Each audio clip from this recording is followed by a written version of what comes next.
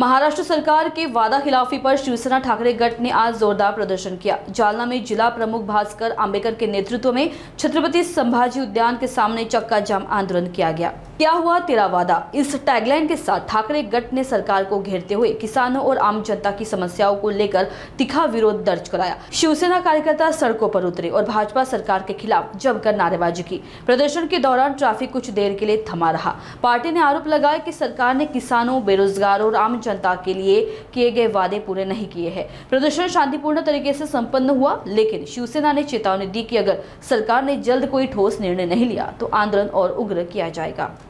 या विधानसभेच्या निवडणुकीमध्ये फसवेगिरी करणाऱ्या या महायुती सरकारच्या नेत्यांनी खूप मोठी मोठी भाषणं केली। आमचा भोळा भाबडा शेतकरी, आमच्या भोळ्या बाबड्या माता भगिनी यांना वेगवेगळ्या प्रकारची आश्वासनं दिली, वादे केले। आमच्या बहिणींना सांगितलं तुम्हाला 1500 रुपये जे आम्ही अनुदान देतोय ते आम्ही 2100 रुपये करू। आमच्या शेतकरी बांधवांना सांगितलं की आमचं सरकार आल्यानंतर आम्ही कर्जमुक्त करू तुम्हाला।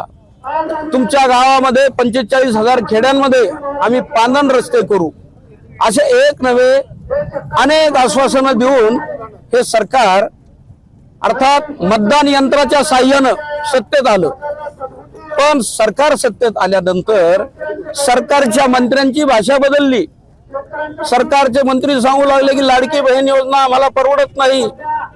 10 लाखापेक्षा अधिक भगिनींची नावं कमी करण्यात आली। कर्जमुक्तीचा सोडा, ज्या शेतकरी बांधवांना आता पीक कर्ज काढायचंय ते पीक कर्ज सुद्धा त्यांना मिळणार नाही। शेतकऱ्यांना मिळणारे जे अनुदान आहेत ते कर्जामध्ये वळती करण्यात येत आहेत सध्या। मग हे सरकार शब्द देते, वादे करते, मतदान घेते, निवडून येते आणि नंतर मात्र पार बदलून जातं।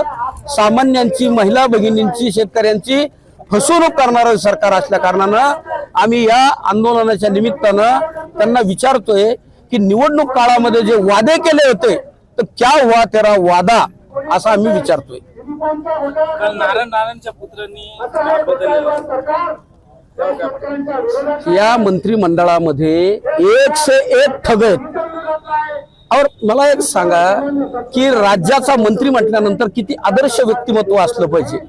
लोकांना, तरुणांना एक आयडियल असलं पाहिजे। अरे रोज उठतात, काहीतरी शिवीगाळ करतात, बेजबाबदार बोलतात। आता तर बापापर्यंत, म्हणजे राज्याचा मुख्यमंत्री सगळ्यांचा बाप। या लोकांना जबाबदारी नाहीये। या मंत्रिमंडळातले अनेक मंत्री हे बेजबाबदार विधान करतात।